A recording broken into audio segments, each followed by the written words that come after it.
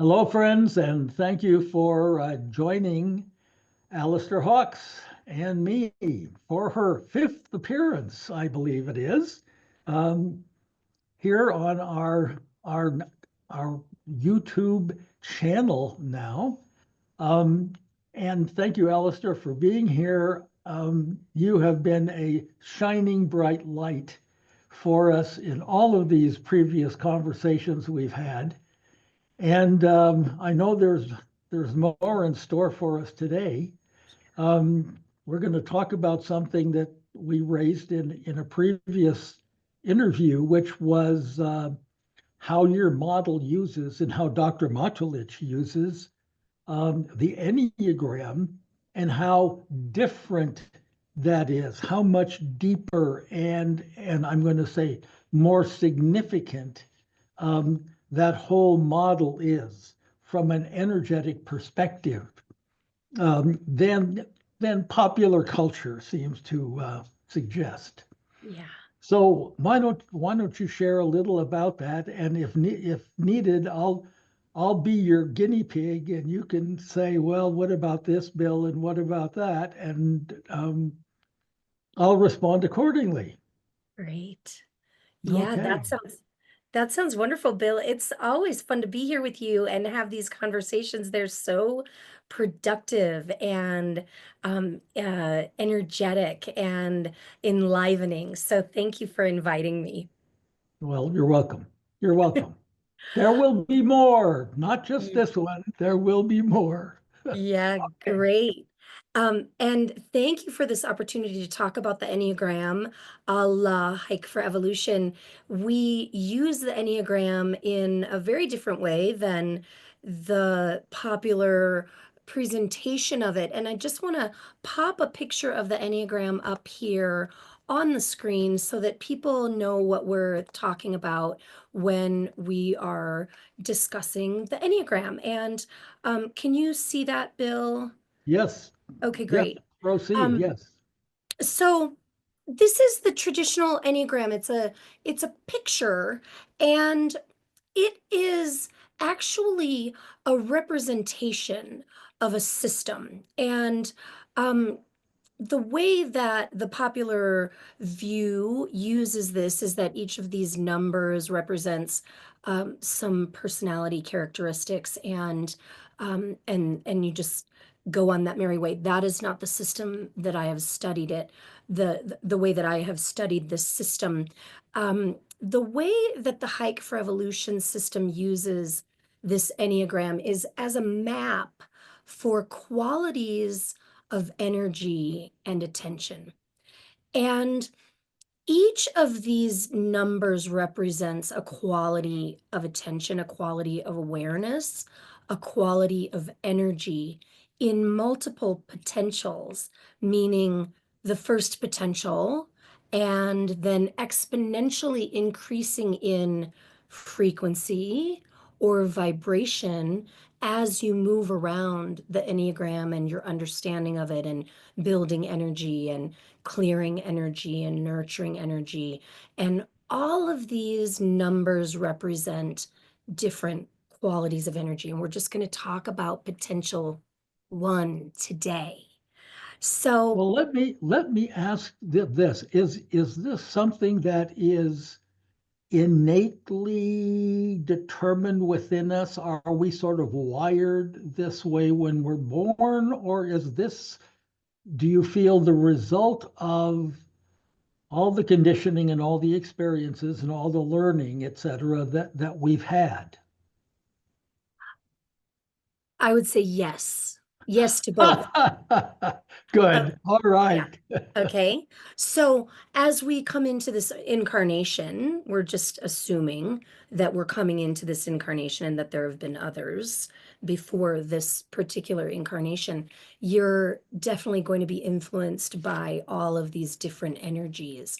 And at potential one, when we're coming into this incarnation, this is really a way to see how matter comes into being at potential one.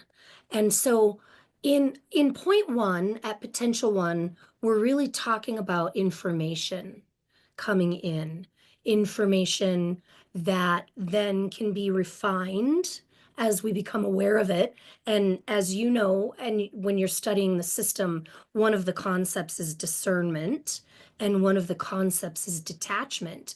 And so when we're talking about energy, 768 is the quality or vibration or level of energy at potential one.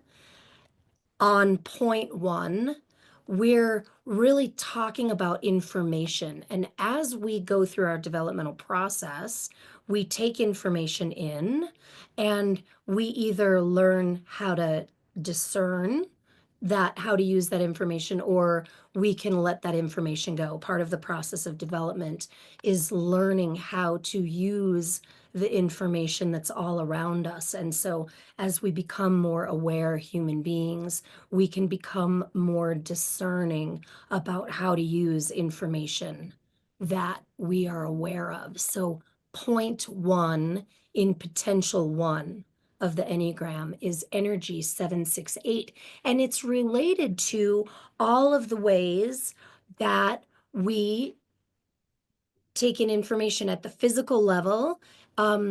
It's data, it's food, whether it's physical food, like I'm eating an apple, or whether it's mental food, I'm watching a program, or emotional food, I'm experiencing some sort of interpersonal connection that is informing my nervous system or my heart or my whole being. So just talking about point one, energy 768. Point two, moving around the Excuse Enneagram. me. Yeah, Sorry, Alistair.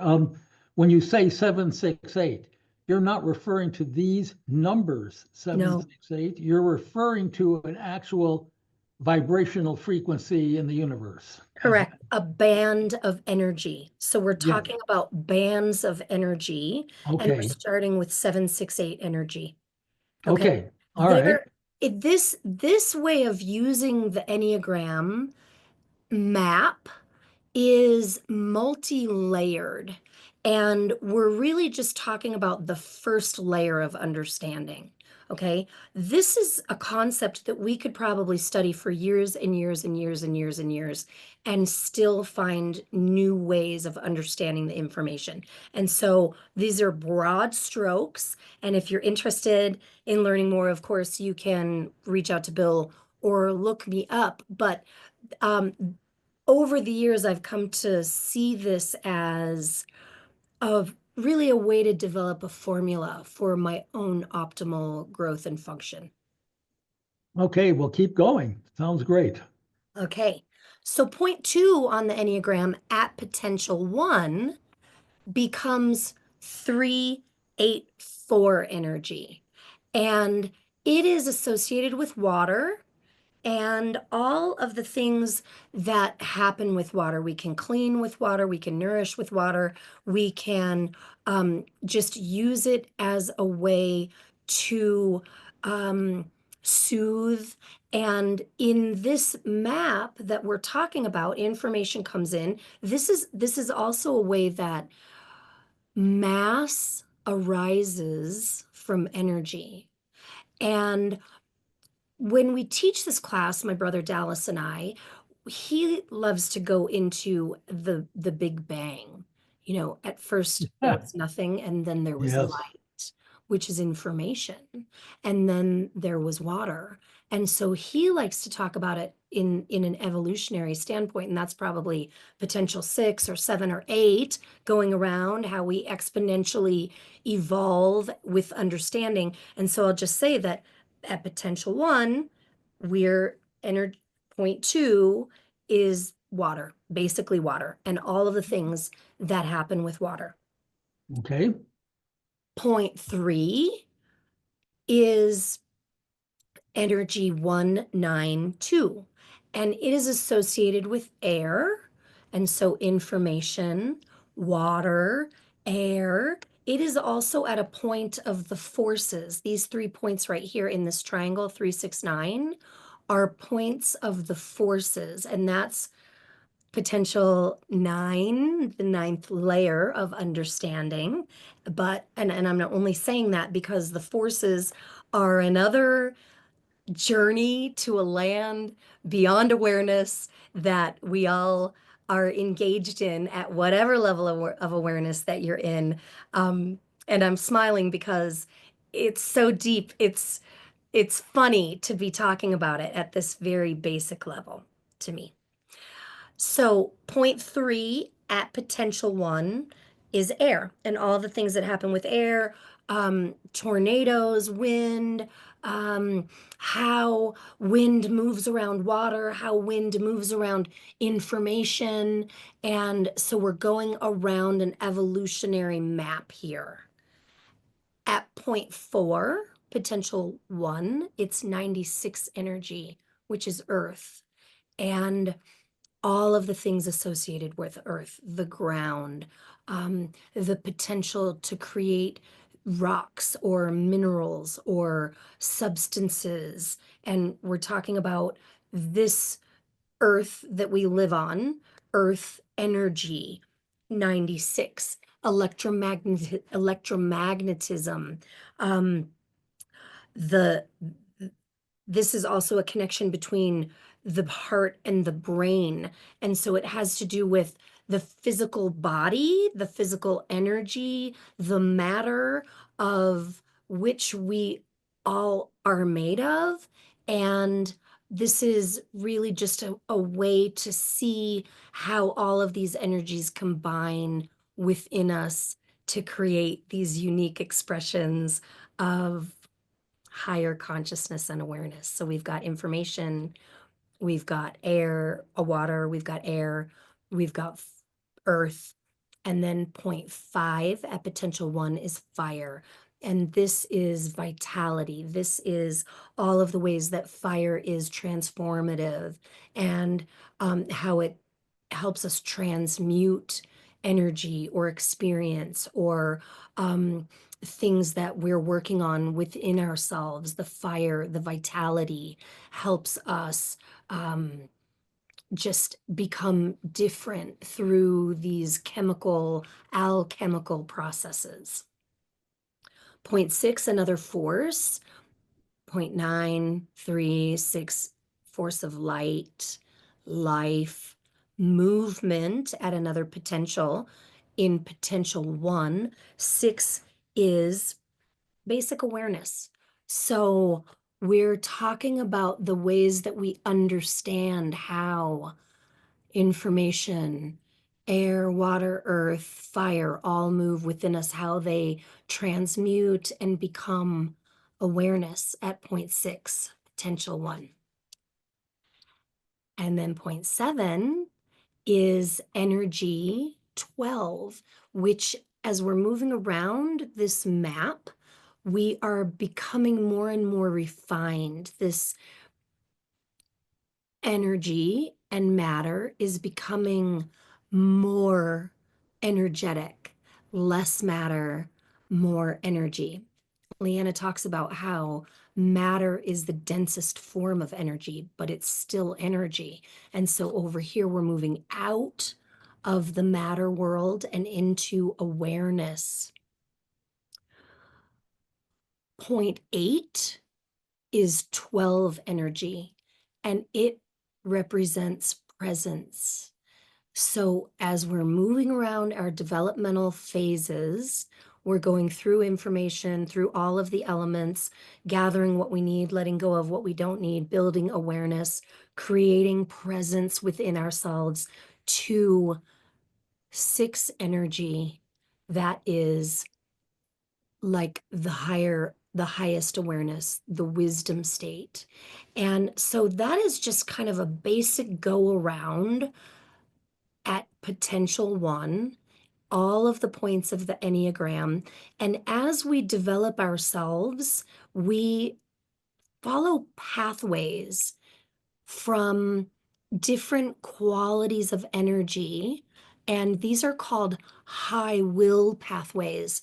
I think that we could talk about that high will pathways for days and days and days.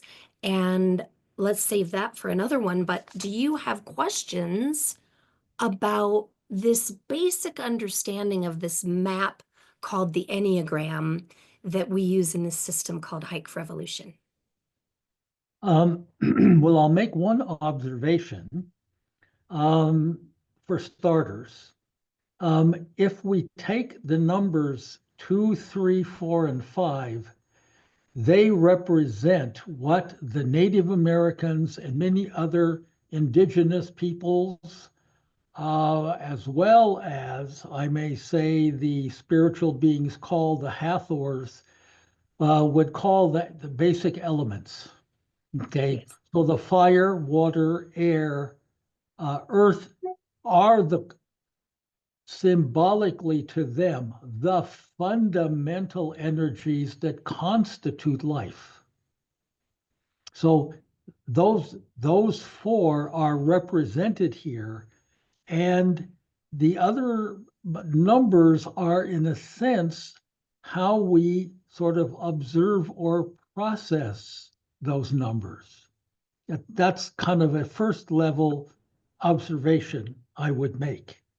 I know there's some magic in the 3, 6, 9 triangle, because Nikola Tesla basically said if you could master those three numbers, you could master the universe, um, etc. I don't know whether he quite meant that. He may have at the same level that Dr. Matulich represents it and understands it.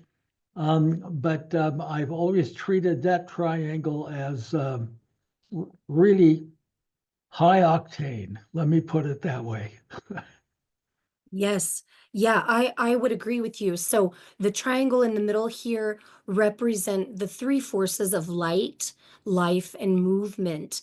And as we work with those forces, there are more forces, we can begin to refine and intend for our own energy to be more in alignment with those forces. We can, as we're using this system of self-development, refine our ability to take in and use information, for our ability to use food, to use earth, air, fire, water, to transform ourselves, to continue developing, to transmute ourselves. I would say that this part of this map is more physical, and that this part of the map is, I agree with you, more awareness and understanding about how we use these elements in life. I would also say, to tag on to your indigenous wisdom comment, that perhaps these are above and below, because Of it's course, not yes, just yes, the four directions. We've got above and we've got below, and then we've got inside as well. And some of correct. the ways I've heard that described is length, width, and depth. And so all of those dimensions create these layers of evolution that we're really talking about. Keep going. This is really interesting. So when we're talking about energy 768, we are, um, again, this is information, ideas, food, nutritional elements that we begin to recognize and use in conscious ways. There are certain practices that will help us use energy 768 in our developmental process. And this is a way that we can participate in life through understanding, through awareness of just the fact that everything around us is information. This conversation that Bill and I are having is information. All of the things that we study or do out in the world have that form of information. And so just to take that a little bit further um, than just 768 energy. And all of this has to do with different qualities of ki or chi Qi is one quality of vitality or energy that we use in our bodies or that's all around us animating the world. And as we use the system and move around the different potentials, we refine that qi to ki, qi, and further refine it to ki, ki, and over time, as we move around this developmental system, developing these layers of ourselves, becoming more energy than matter, we become more able to use these more refined versions of chi, which becomes the gasoline that fuels us through life. It fuels our health and wellness, it fuels our capacity to engage. And it's really remarkable how multi-layered and multi-dimensional this understanding within this system is. So just to bring chi in there. Okay, well, thank you. Um, So, yes, please keep going. okay. Okay. So back here to water, just to go around again. Water Okay. is the cleanser. It's a nutrient. It's the moisture. It's the interstitial bridge between the membranes in our bodies. So thinking about water not just as like a body of water, but thinking about water within the cells, thinking about it in such a way that our bodies are some huge proportion of water. And so we're moving information in this kind of nutrient dense system. It includes raw energy like the vapor of water, and it also affects the metabolic systems in the body. Water, energy 384. Water, excuse me, water is also associated with emotion. Yes. Um, and at this level, does the system figure that in as well, or is that it at deeper levels? Or one could say, well, there are different kinds of emotions for all four of those elements, actually. Yes. Yes. I would say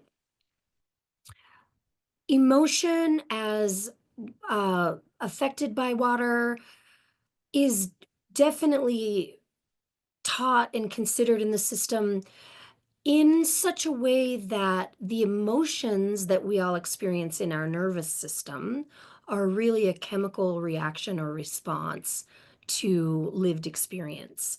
And through the use of the tools and practices and exercises of the system, we're capable of using awareness, using movement, using these tools to create a more optimal way that our bodies actually use this water element. And so yes, emotion, but when we're talking about it in a developmental way in the system, we're talking about chemistry and like the molecules of emotion, as Candace Pert um, discovered, maybe Yes. just documented back in the 90s. And so we're talking about information at that molecular chemical level.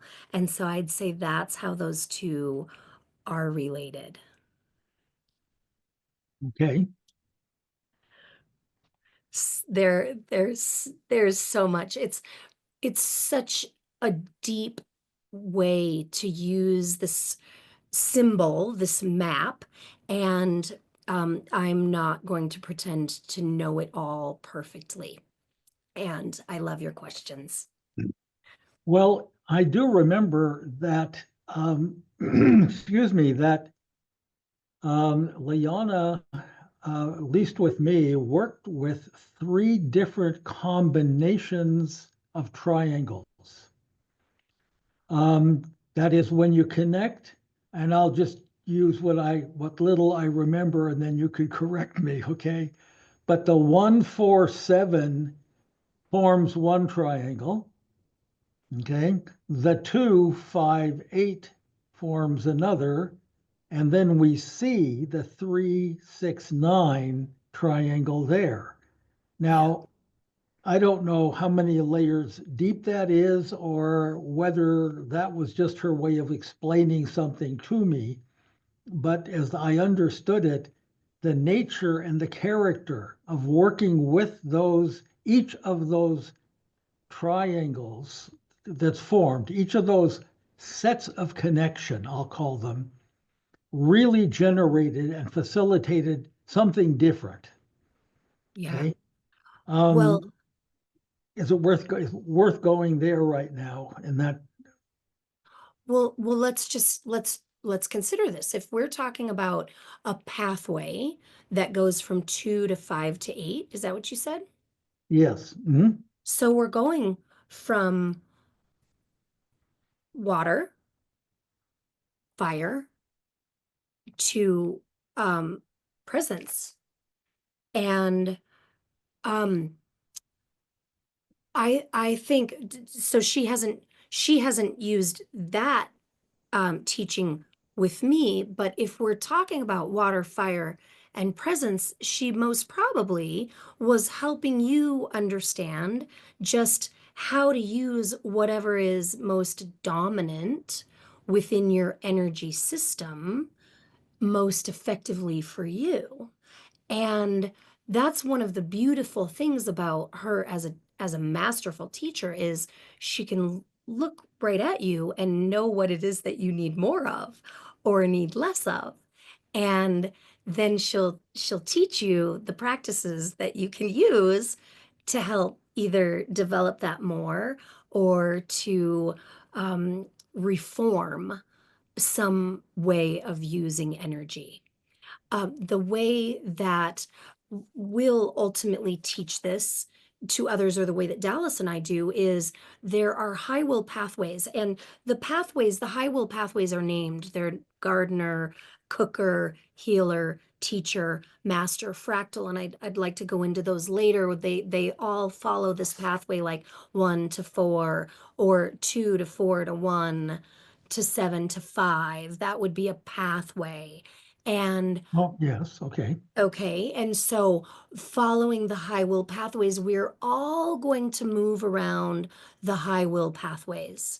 We're all going to, if we're in a developmental process, and hopefully most of the listeners here are in some sort of either spiritual developmental process or emotional healing, mental healing, physical healing process, we're all going to go through the high will pathway of Gardner at the first potential. And then we'll move through the high will pathway of the cooker at the first potential, et cetera, et cetera.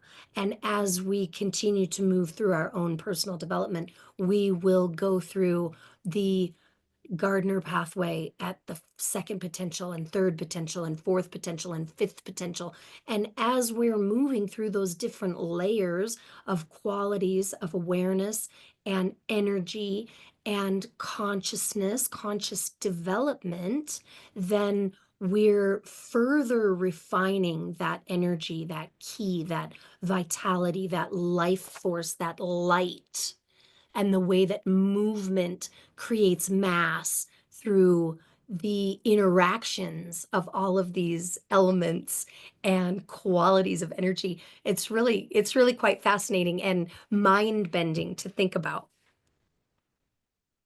Here's a Here is a I think a question a lot of listeners will have. Um, does the inner key work deliberately focus on opening up blockages and densities that may exist in some of these pathways that may be causing certain kinds of difficulties or patterns or problems for people in their lives? Is Yes. it therapeutic in the sense of opening up the stuckness, the density that may be in any given pathway. Yes. Yes, I would say absolutely. And part of what happens as we evolve, regardless of what system you're using, we're going to come up against those defense mechanisms or those habits that were created unconsciously, or say it's a belief system from early childhood, or maybe even before early childhood. Maybe it's a past life thing if you want to go there. So as we move through our personal development, we're going to come up against these things that inhibit us, no matter how they were created, and whether it's information, whether it's more energy than matter, or whether it's more matter than energy. So say somebody has some sort of physical ailment, or a problem with not having enough fire in their system, and so they don't really digest, or they don't have that kind of energy, that transformative energy. Then those assessments kind of become clear as people are developing themselves, and we can bring in more practice to elevate, or to kind of reduce functioning, or expression of those energies as they become clear. And people who are on a self-development and self-transformational path recognize when they bump up against themselves, right? I know I have. You have too, right, Bill? Where we just kind of Oh, go definitely. bonk. Okay, that's a block. Yeah.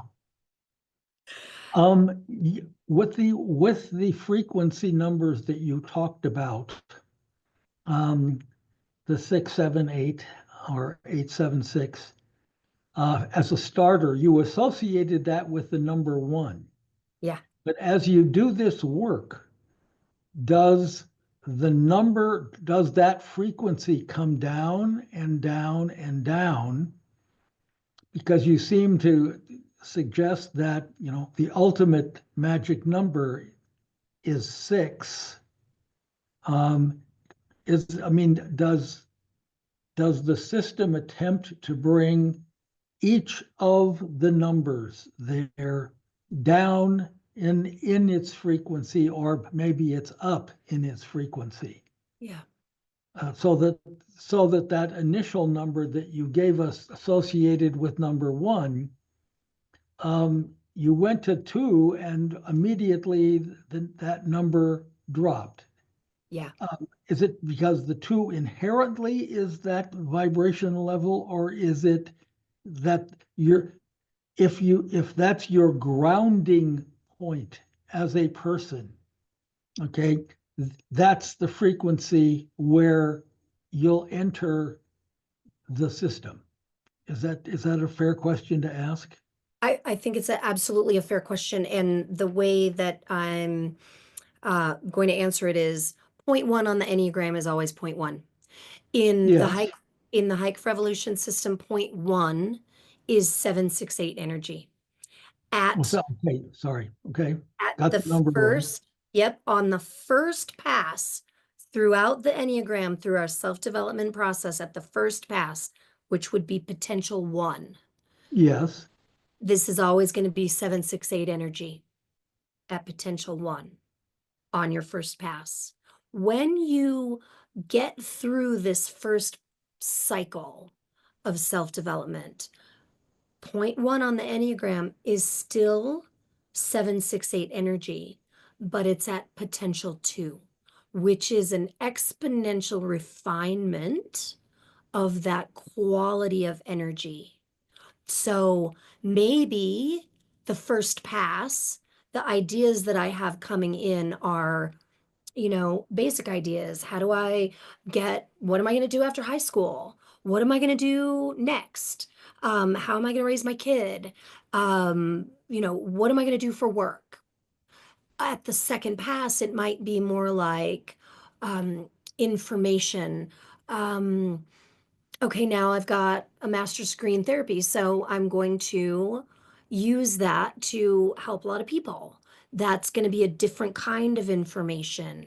that I'm sharing or that I'm using or that I'm experiencing. And maybe on the third pass, at potential 3, my ideas become more and more refined, as in, I'm not just going to teach people how to get better. I'm going to use specific tools like mindfulness and meditation so that the ideas that I'm using are a more refined variation on the ideas I've had throughout my entire self-development, but it's at a different potential. Does that make sense? Yes, it does. Okay, I can see the progression there very definitely in the way you've described that.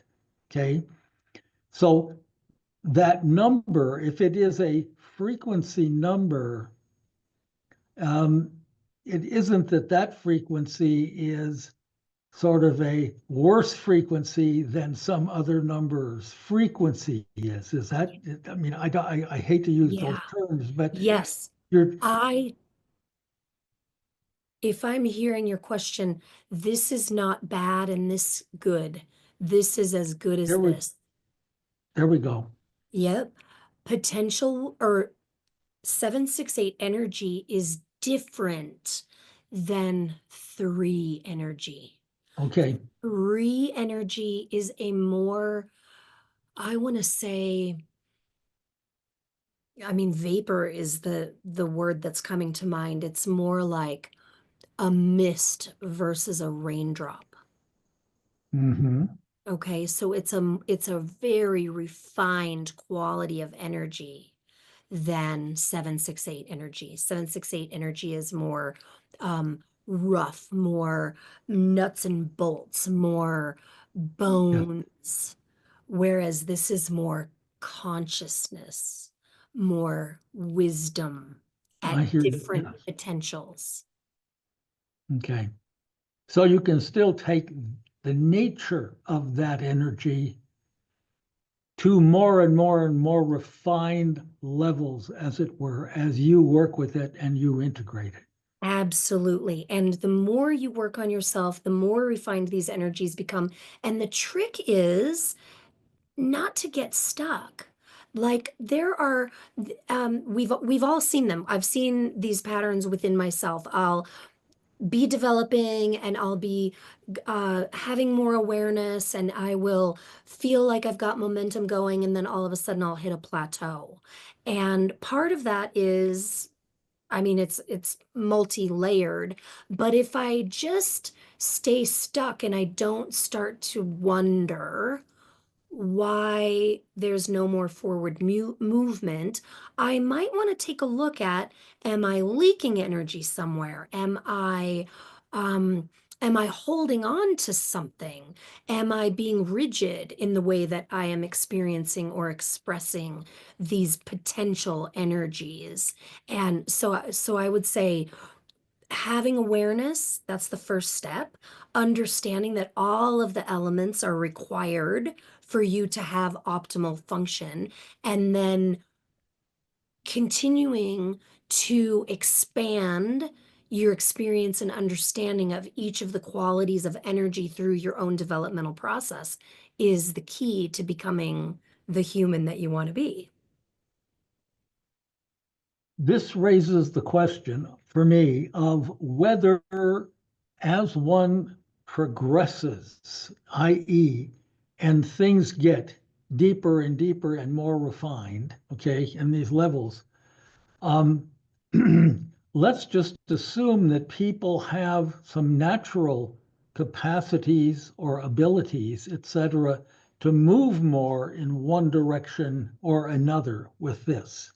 Is there a danger of getting way out of balance by getting in one or two numbers, everything really highly refined and everything else lagging? I mean, do you try in your work to keep the progress reasonably balanced for a person? Does that make, Absolutely. does that make sense? Yes, it absolutely does. So I would say, just at the example that's coming to mind is energy for earth element. Maybe there's somebody who has a tendency to work out a lot, and so they're very grounded in the earth element, but they're not thinking much about how they're using information. It's really just all about exercise and moving the body. They're not considering any presence, or they're not considering wisdom. They're not really utilizing these qualities of energy. I would say that would be one of the ways that we would be kind of misfiring. And if somebody is happy with the way that their life is going, that's not going to be a problem for them. But if they're really interested in evolving beyond where they are now and wanting to become all they really can possibly be, they might want to start developing some of these other qualities of energy. Maybe somebody who's got a very mental or cerebral experience of life, so much information coming in, but we don't really know how to transform it and transmute it throughout the whole system, then they're going to be kind of caught in a mental process versus mental, emotional, physical, spiritual, energetic, which is the whole of who we are. We don't want to be only a mental being. We don't want to be only an emotional being or only a physical being. There are so many different dimensions and layers of who we are as people. And so being able to see where we are developed, maybe being a wonderful gardener, if we're talking again about the high will pathways, but not being interested in knowing how to cook or transmute energy or how to teach other people or how to heal or how to become a master of myself. So we want to be able to use our awareness and understanding of all of the different qualities of awareness to our benefit because there are so many. Um, Boy, this adds so much to the issue of, so what is personal growth all about? You're right. Yeah. Um, And yes, yeah, yeah, personal growth, it turns out, is a definitely a choice that one makes. yeah, Um, I'm going to say to open up to all of these possibilities in terms of, I think, the balance that they provide, the wholeness that they provide in one's experience. Okay, that I have been accused in my life. You may not believe this, but of being very, very over intellectual and analytical about a lot of things. Okay, um, and therefore stuck in the number one, as it were. Well, I know myself to be much more than that, and responsive in many other ways to these other things. But that has been early in my life, I'm going to say, a distinguishing quality that sort of has overridden yeah. the other ones. And therefore, it is assumed, well, he doesn't have any, da da da, whatever all the other numbers are, because that's all he ever what puts his attention on. Well, not true, not true, but it's easy to be overbalanced, as it were. Okay, too monolithic Yeah. in terms of any one of these things. Just like, we talk about people being space cadets. Well, the implication of that term is that they're always just sort of dreaming and don't have their feet on the ground doing practical things. So they're not very fore oriented, because they aren't connected to the earth in very practical kinds of ways, et cetera, Yes. et cetera. Um, so there are all kinds of ways here to use the system as you're doing to diagnose where is my life out of balance? Yeah. And where is it that I can use the strengths that I have to bolster the other ones? Use this as a vehicle for moving forward with some of these others. Yes, absolutely. Very well said. I would say that if and this is what we're doing in the Hike for Evolution system, we are developing our field, and our field is a field that it exists within fields within fields within fields. I exist within this electromagnetic field of the planet that exists within this solar Yeah, system, this yeah. galaxy. We're just talking about the different layers of it. And when we are overdeveloped in one area and underdeveloped in another, it creates a wobble in the field.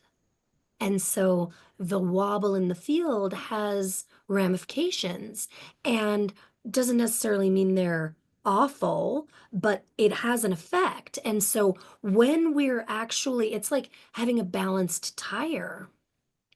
You've got better gas mileage, more efficiency, more capability when you've got a balanced tire. And it's the same with your energy system. I think Leanna might like pshaw me comparing balanced tires to balanced energy, but it's really just a metaphor for, are we are we efficient in our use and expression of these different energies? And like, too much water and not enough fire means things are damp. Too much fire and not enough water means things are very hot. And Yeah. so knowing how all of these different qualities of energy combine into these ways of being an efficient expression of all that is, really. Okay, so here goes the $64 million question. Okay.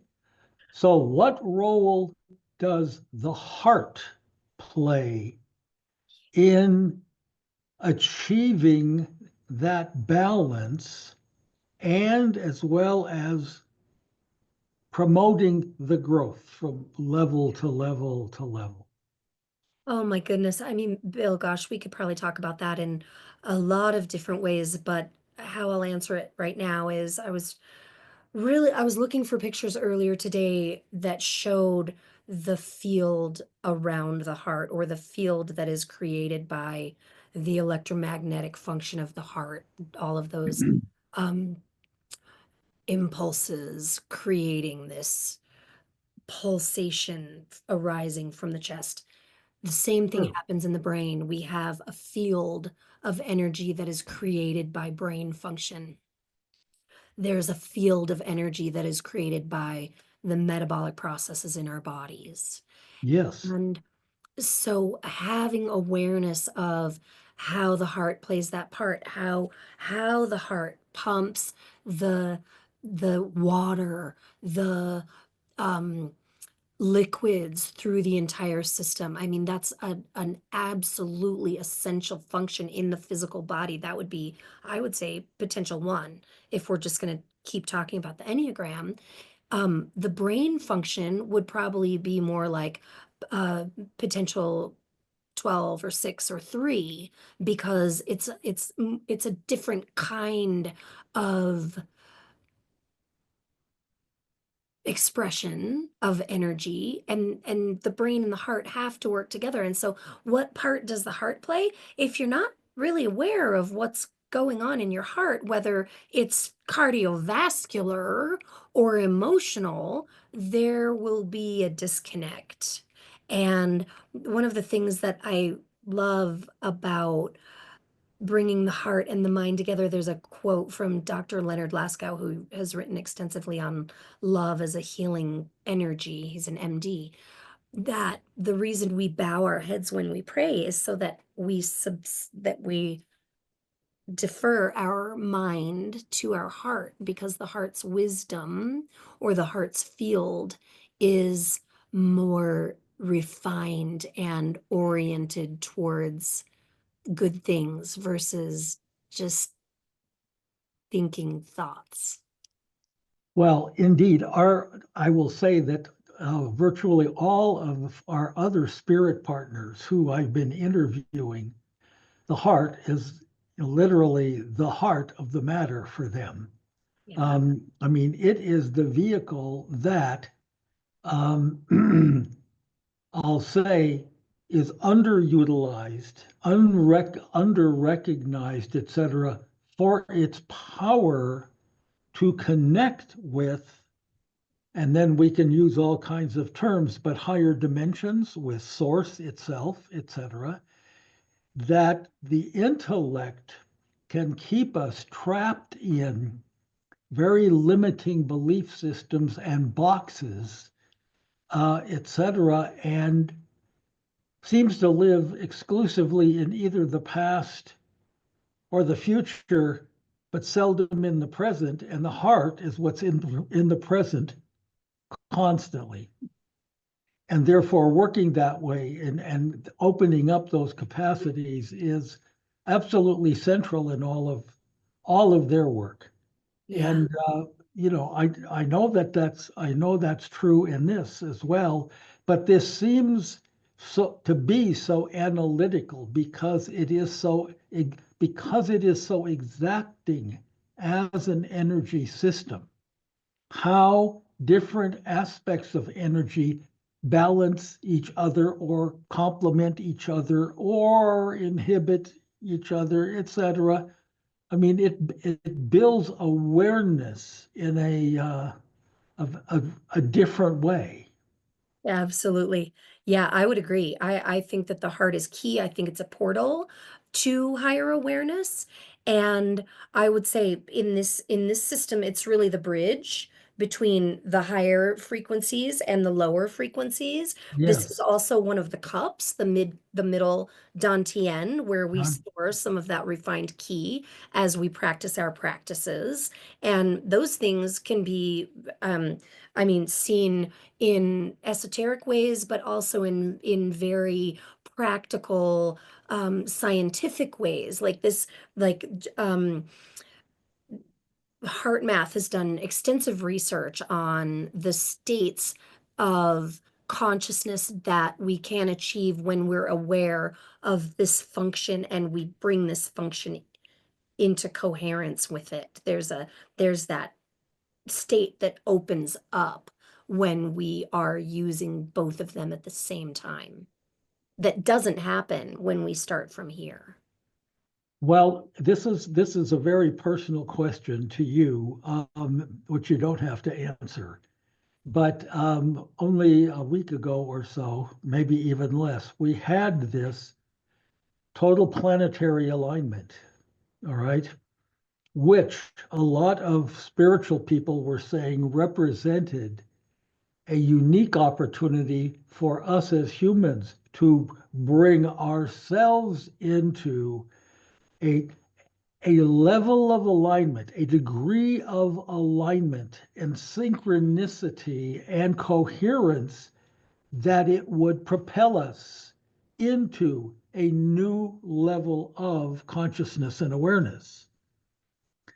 It seems to me that this system has that potential to capitalize on that same kind of inner coherence, etc., and do that kind of propelling. And Absolutely. I wondered if you felt anything different and special on the 14th. On the 14th, that That was the was eclipse. related to I think the eclipse was the 13th itself, Okay. but kind of the spillover went into the 14th. Yeah, well, I'll say that I am very sensitive to energies, but um I experience them more on a kind of free floating emotional level. I'm really emotionally oriented, high water content, which I've had to like develop fire. I've had to develop my capacity to use information differently, developing awareness and presence through all of these things. And so I didn't feel it personally, but sense I um, perceive the fluctuations that are occurring in the collective through uh, discomfort and heightened, I call it anxiety, but it's really like a pulling energy here in my chest area. And I know it's related to all of the changes that are going on the planet and all of the things that are happening in my own life. Also, um, there's a lot going on, and it's sometimes hard to discern whether it's me or whether it's collective. And um, yeah, did I feel it? I'm feeling a lot.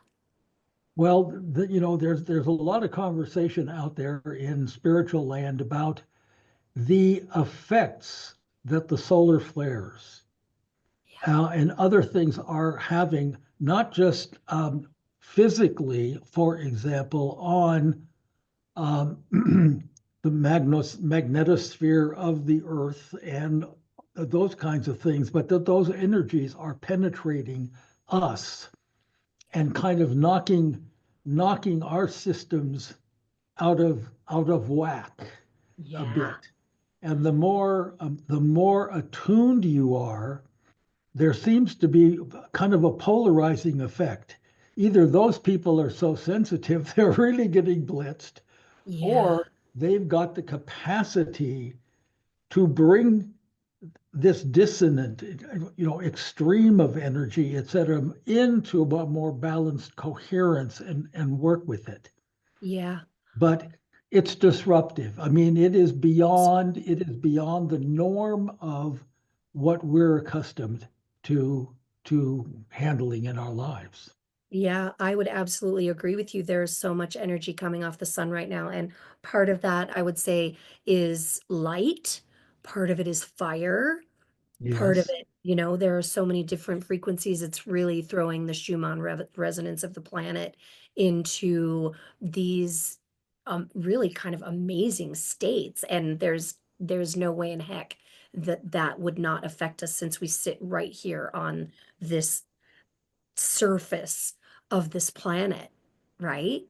So I would say any of the work that any of the spirit partners are doing and teaching out in the world is helping people get their bodies and their energy bodies and their emotional bodies and their etheric bodies ready to be able to handle all of these frequencies as they increase on the planet and just about everywhere on the planet, I suppose. Well, let me take this conversation back to some things that we have talked about earlier in our sessions together here. Um, and that has to do with what I will call brain frequencies. And therefore, by increasing the coherence and the level of those frequencies, what that allows us to really manifest. Can you bring this conversation we've been having about the Enneagram elements back into that and the work that you and Dallas are doing with Hike for Evolution? Yeah. Oh my goodness. I mean that, yes. Let me think out loud on that for a little minute. Anytime we're training our brain, we are creating levels of awareness, levels of consciousness, refining our experience of how information moves through our system. You talked about the intellectual mind and how it often is in the past or in the future. And in this system, one of the things that we use to train the intellectual mind so that it becomes a pet mind, which will go Yes. seek information for you when you ask it to, but for the rest of the time, it will sit quietly while you are developing yourself using neurofeedback or biofeedback. And the ways that we train the intellectual mind to become a pet mind is by using imagery, story, metaphor, and uh, kind of giving it a banana as you were. We're giving the monkey mind a banana so that it has something to do, so that we can look for these different states of awareness, so that we can strive for them. Part of the work is quieting that intellectual mind and helping it become more receptive to higher wisdom, to higher frequencies of energy. And I would say that as we're moving around the Enneagram, learning potential one, how to use energy or how to use information, how to use water, earth, air, fire, how development or how presence and wisdom are created through personal development, through application of our understanding, and through learning that we participate consciously in refining those energies, in creating new pathways in the mind and the heart and the body to promote and experience more optimal function. Well, it seems to me that the experience I've had with all of this is about um, quieting the mind to the point where other kinds of awareness and information can come in. Because if so, it's absolutely fundamental to this thing that you call presence. And presence is a very important thing for a couple of our spirit partners in terms of the work they do, both personally and interpersonally with people, is bringing yourself to the point of, now, if it's fair to call it neutrality, um, but openness is another word, where the silence is incredibly valuable. And the more the silence can be expanded, okay, the more higher awareness can come in. That is what the things we think of as intuition, the things we think of as creativity, um, new possibilities suddenly popping Insight. in. Well, it's very hard for things to pop Yeah. in if you've got all this stuff going on. But once you develop, okay, that heart brain connection, because I think it's the heart that helps the brain calm down, as it were. Once you create that with the kinds of tools you're talking about, wow, it is amazing what can intuitively, creatively, spontaneously come in. Yeah. That really, that if you grab onto it, can really enrich and change your life. Yeah. Absolutely. Two words I would add to the ones that you used would be insight and Yes, inspiration. yes. That Okay. flash of inspiration. And I would call that light. That would be point nine on the Enneagram. And that flash of inspiration or that flash of light is really, I mean, you don't want to miss it, right? That's like the call. And if you can hear the call, doors open in so many ways. But you can't manufacture it. No, no, you cannot. Okay? That's where the word allow Yeah. is so profoundly fundamental in all of this. Um, that see the the irony is that the work is to allow. The work is to do nothing. Yeah. Okay. I Isn't that mean, crazy? yeah, yeah. So we don't have a better word for the work, Yeah. which sounds like doing all this stuff, Yeah. but the work is in practicing, okay? The releasing and the allowing and the going into silence Yeah. where the miracles can start to happen. There are so many paradoxes that we run into in, I think, spiritual development, no matter what system that you're using. And when you find the keys, there's you can't stop yourself from using them. It's really beautiful. Let's pick this up next time around that issue of paradox. Okay. And I'm going to tie to it another word that I use an awful lot in what I've been doing my whole career, and that's the word paradigm. Okay. Because paradigms are a paradox. So we'll leave that adventure and that discussion for next time. Great. Uh, but it really is turning out to be that, and I'll share a few things about that. But I would really like to know how the system works with paradox, Hmm. which is what gets us out of linearity, Yeah. because it's linearity that keeps us trapped, I think. Yeah. So Yeah. There's so many directions to go. yeah, too much too much logic makes Jack a dull boy or something That's like right. that. You know Yeah. it, Bill. Oh, Yeah. okay. Hey, thank you. This has been really, really valuable. And I look forward to a next time. Yeah. Audience, I hope you've gotten a fraction of what I've gotten out of this.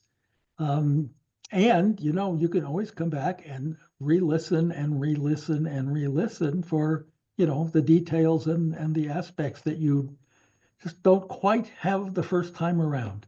So consider doing that. Thank you for being with us, and see you next time.